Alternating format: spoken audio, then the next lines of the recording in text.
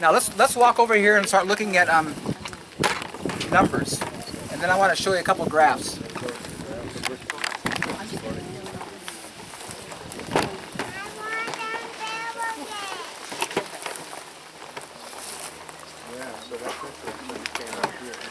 Now, for those of you who haven't had a chance to have your hands in the dirt, after you heard that article while you're out here, just get down and start digging into stuff and start experiencing how nice it feels.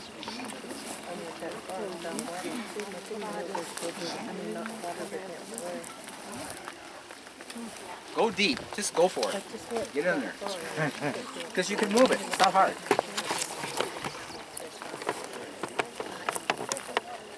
Now look at that material you're pulling up. That's not dirt. That is compost that every living thing on the planet would thrive in. And you just know that, look at the worms. You know, I'm just telling you, and I didn't do this, I didn't make this, I put woodchips in the ground and this happens all by itself.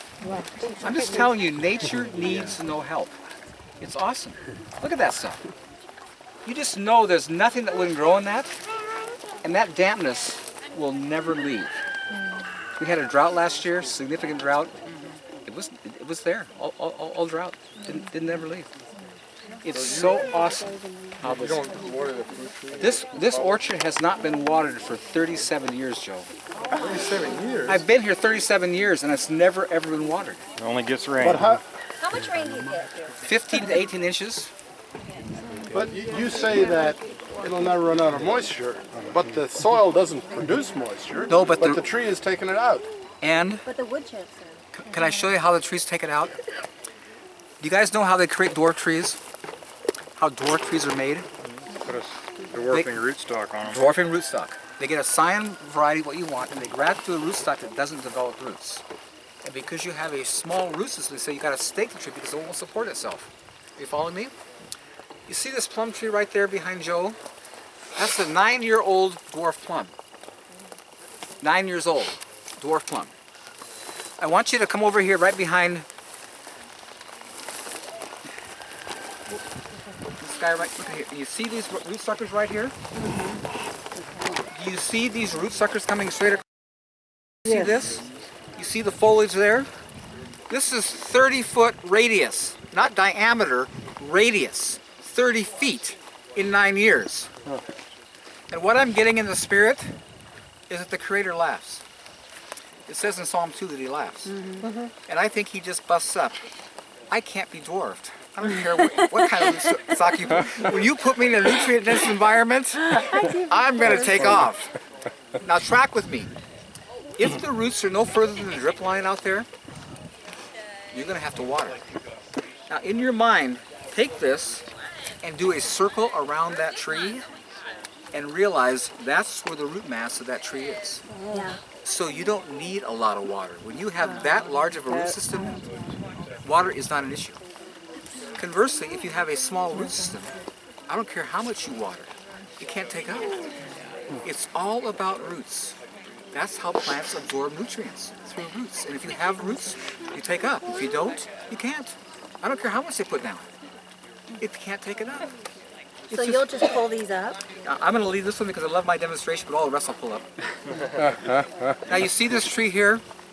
Does that look like a Japanese bonsai to you? I know, yeah. It's too big. Doesn't it? It's the shape, right? It's a Japanese tree. It's a mutsu.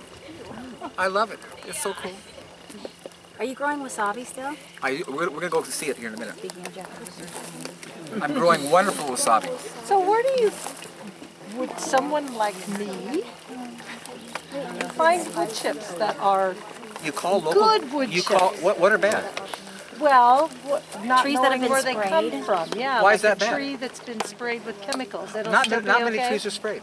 Okay, Really, not many so trees are just sprayed. find somebody who's, So call local tree services, okay, PUD, power companies, because they're Okay. always, and most of them want to get rid of it because they got to find places to dump it. okay. I get it all free. Okay. I've got it that way forever. And so just, if you know God, pray. Oh yeah, Ask, says God. I'm gonna go to Julie's house. And they came 3 hours later. Oh, Yeah, so just Okay. praying is amazing. God's yes. God's amazing to work with. He's very Do you effective. ask about pesticides or whatever that they're spraying? Okay, I read quite a bit on mushrooms, and they're using mushrooms for toxic remediation. So the mushrooms that grow out here, if there's any toxins, the They'll clean it up. mushrooms will break it down into a usable matter. Here's what I'm seeing. If you're paying attention to the amount of pollution and corruption that's being spewed out on the earth every day all over the world, and the sky is so blue and there's clean air, I'm telling you, nature is amazing how it cleans up. It's incredible. When you look at the challenge it's being faced with, and it cleans up, it's incredible. And so my sense is, I don't care what's been done, just put this stuff back, it'll clean up. It's really not, and see, we have all these issues and all this stuff that causes us to have unbelief. Now see this little tree here, this is talking about bent over branches. You see how this tree's only, this is the second year here. You see how bent over it is? Well, last year, it had 30 apples on it. First year. Wow. I'm just telling you, man. What type of tree is that? It's a let me get it here. It's a really great one. Liberty. Awesome apple. Yeah.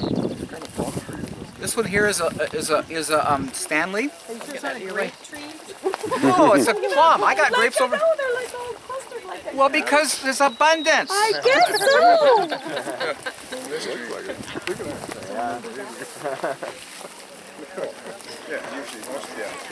Here, we're right here. Come on. Where's that guy that talks about when your trees are open and don't have a lot of foliage, you don't have fruit? Where is that guy? Where's that guy who says, because my trees are cool like this, I don't have much fruit? Come here. I pruned mine this spring. There won't be any fruit, but they're loaded.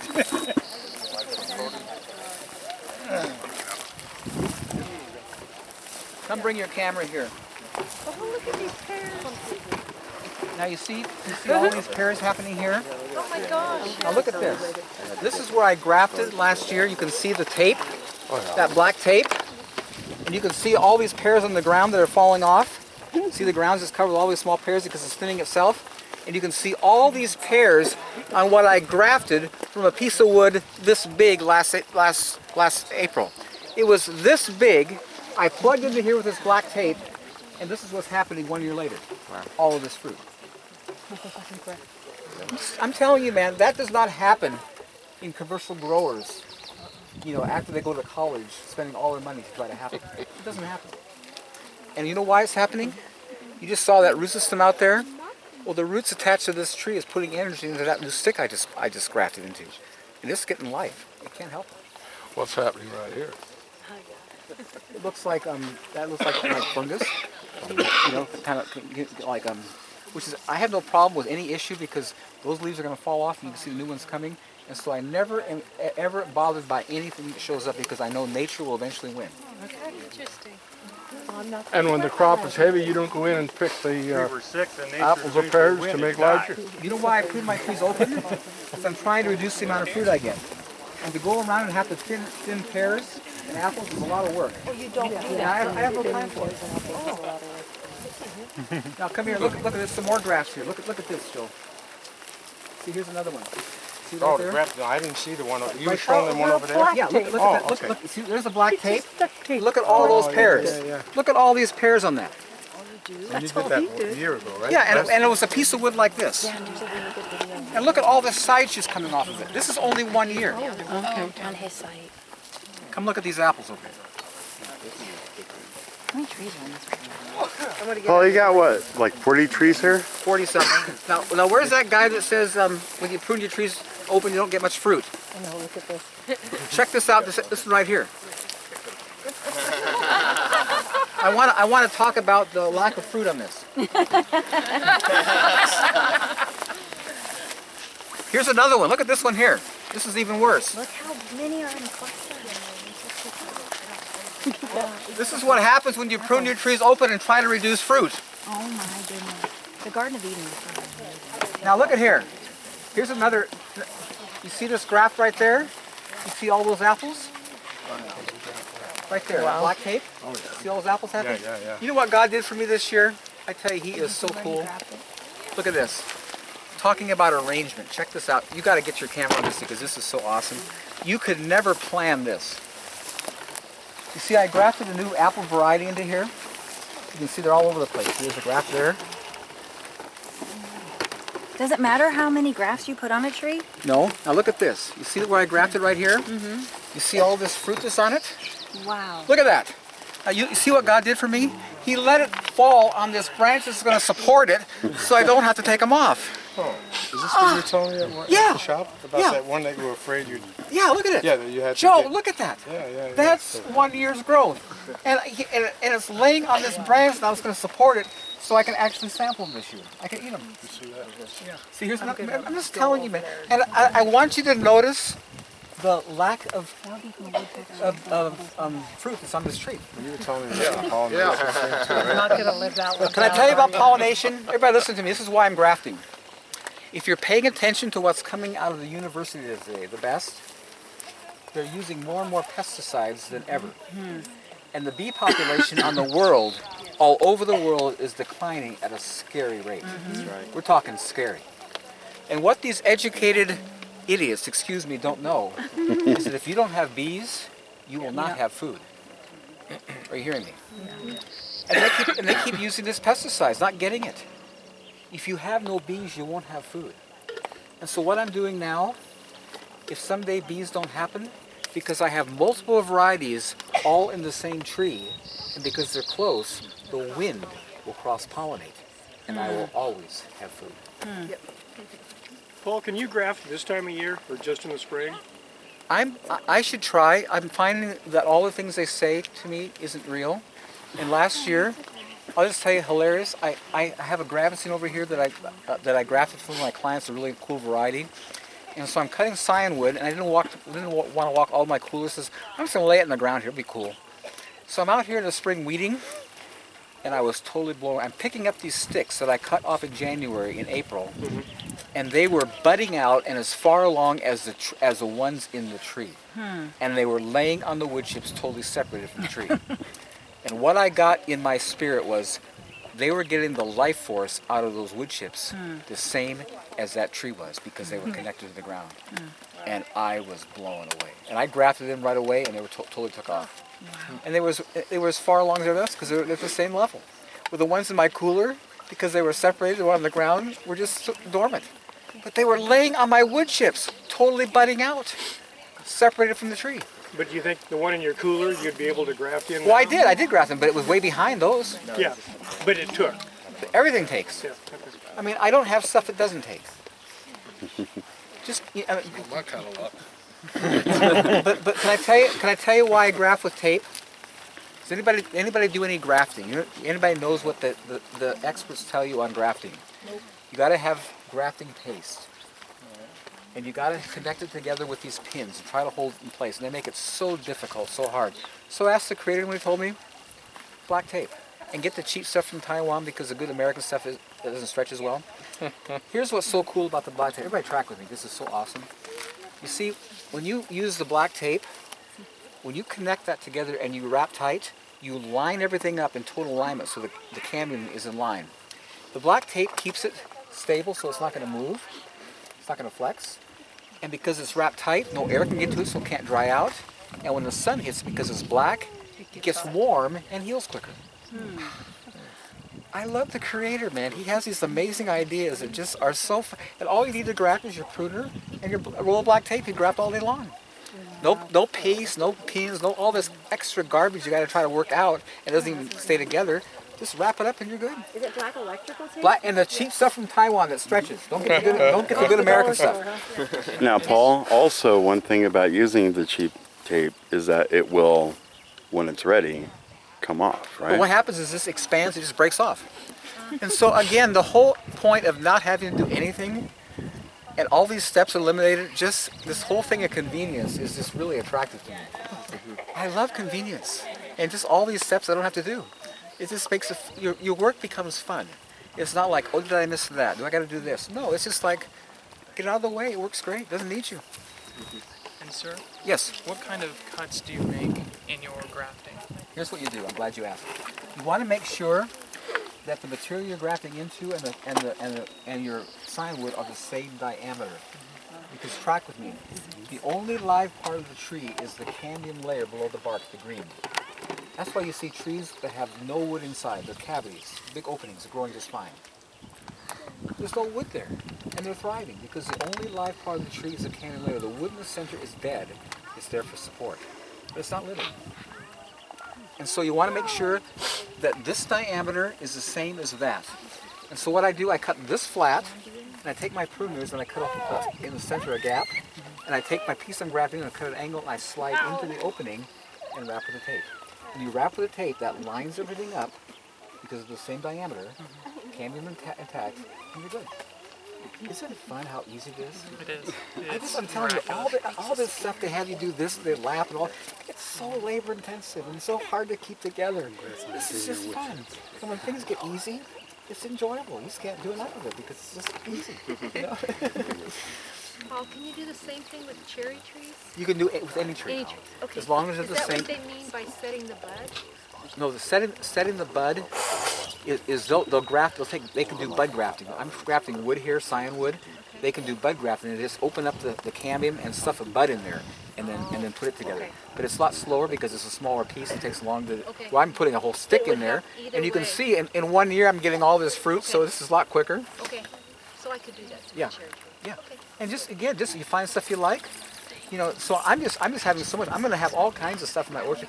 I don't even know the names of these yet. I'm going to find out later. Because somebody just gave me a whole bunch of stuff. Start plugging in. I don't care. I'll find out eventually. But it's so fun to have all this new fruit this year. I got to discover what I have. So it's never boring. It's always exciting. It's like, yeah. And again, this was last year's graft. This should not have been happening. Get a picture of it. Paul, do you ever have tent caterpillars? I do. And you just, what do you do? That's one thing the creator has not talked to me about because I cannot figure why he made them. My chickens won't even eat them. Yeah, right. I mean, I don't understand their purpose, and it's one mystery I have. Yes. Now, I'll tell you the best way to get them when you're pruning in January and you have a good eye. You'll Yes. see their eggs on the wood, Yes. and you rub that thing off and get rid of it, and you're good. So if you're paying attention, you can eliminate them through the pruning process. Yes. Just rub that whole sack off, and it's gone.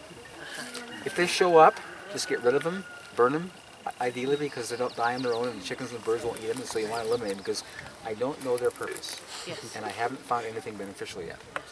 And so, from my perspective, they're trespassers. They're not going to live here. Kind of like a foreign import. But I'll tell you a wonderful. When I have people call me from the Midwest who have these fire ant issues, fire ants that are really a problem, and I have them create chicken tractors, chicken coops portable, and they call me in the month. I can't believe it, man. All those ants are gone. Chickens ate them all. Chickens are amazing for getting rid of insects. They'll clean up everything, except ant caterpillars. They don't eat them, which really concerns me. They're not good. Like just put a chicken coop over an anthill? Yeah, you put a chicken coop over an anthill, and they will totally eliminate all of them. There'll be nothing left. Now let me show you something here I'm doing for you gardeners. You know how you avid gardeners are planting multiple crops? You know, multiple plantings of the same thing? Like lettuce doesn't go along, so you plant another one. If you thin your rows and you take your lettuce and you plant in your orchard, they're going to be major setback. You see how wilted all these are over here? You see all this kale over here? Don't walk in there, you guys, because that's my garden. Come on. You're in it. You see, all that was my kale plants. So they all look like they're all dead. They all will come back, and what this does, it totally staggers and extends your planting. That one planting will do 2 returns because you set it back. And so instead of having to plant twice, you can get double return out of one planting. Because these take some time Well, to yeah, recover. you see, look, they're all stressed. Now in the morning, they're all standing up looking great, but I moved them. And so because of the transplant, they're set back. And so they're going to be way behind those. And so instead of me having to come back and plant a second time out of that same planting, I got 2 seasons, 2 plantings. Do you water these? No. Okay, you don't water them. This is, you saw when you dug, it's wet in here. Yeah, so you just We're go good. down to that. Yeah. And they'll come I thought back. somebody already stepped on it. You're fine. No, I wasn't. But you notice when you step trying on. to get away from the camera guy too. I was trying to give him room. No. Now I want you to come over here, and with that camera, I want you all to take in my raspberries and the volume. of berries that are on there.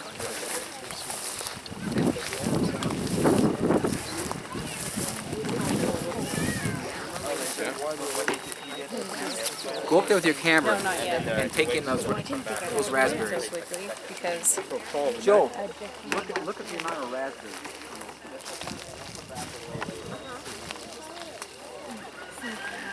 Oh my.